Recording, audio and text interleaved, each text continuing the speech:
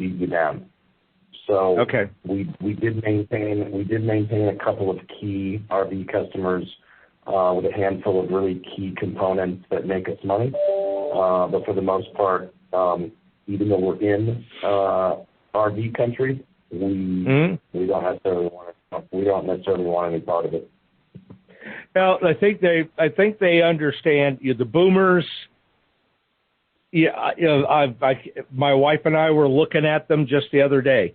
About getting, looking at an RV. We're not going to do it, but I have so many friends that got them, and you see them all. I just took a trip to North Carolina. They're all over the friggin' road.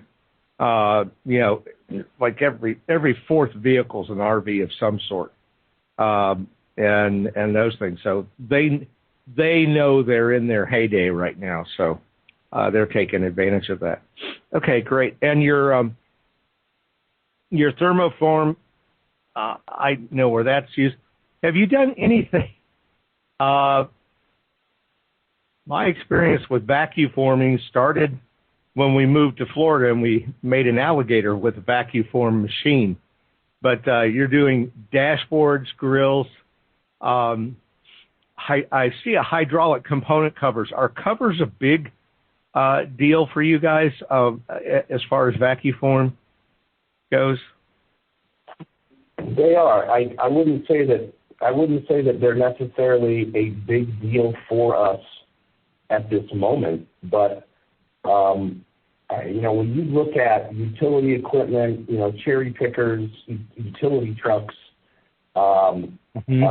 anything with an access panel, anything that they need to protect from, either being damaged or rained on, or, there's a lot of covers out there that at one time or another might have been fiberglass, but, you've gotten to a point where,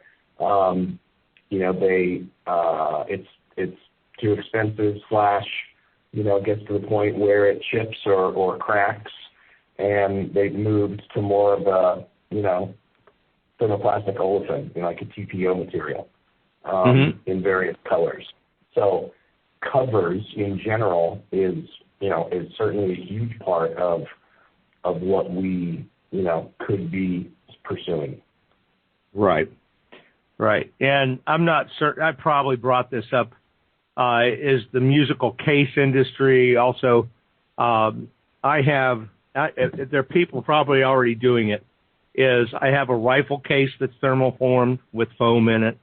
I have a guitar case that's thermoformed with foam in it. I don't know if that's, I'm wondering whether or not people like Viking Case, if you've ever heard of them, they're down over in the Tampa Clearwater area, and they make a lot of heavy-duty instrument cases. They're generally doing a type of panel with an aluminum frame, but I can see them moving to something of this nature for the lower, I hate to say it that way, the lower end of their marketplace, where the ultra, but I would imagine you can thermoform things that are pretty friggin' rugged.